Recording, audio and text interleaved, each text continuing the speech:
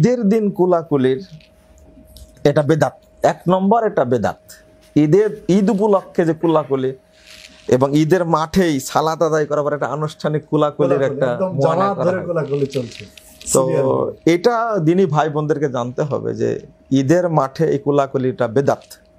ঈদের পরে একটা মুনাজাত মারি দেয় সবাই মনে, আর এটা নিয়ে কত দ্বন্দ্ব। ঈদ মাঠে মুনাজাত করাই লাগবে, এক বেদাত করে নেকিগুলো সব শেষ করে দেয়। আর এক বেদাত হলো কোলাকুলি করে, এগুলো সব ইবলিসের শিখে দেওয়া। আমাদের দেশে ঈদের দিনে কোলাকুলি করা এটি একটি গুরুত্বপূর্ণ অনুষঙ্গ, তবে এটি কোনো বিশেষ আমল নয়। কেউ যদি এটাকে বিশেষ আমল হিসেবে কোলাকুলি করে থাকে তাহলে এটি বিদআত হবে। তো আমার বিশ্বাস পৃথিবীর কোনো মানুষই ঈদের নামাজ পড়ার পর কোলাকুলি করাকে ইবাদত হিসাবে করে না, এটি 100%। তাহলে এটা বিদআত হলো কীভাবে?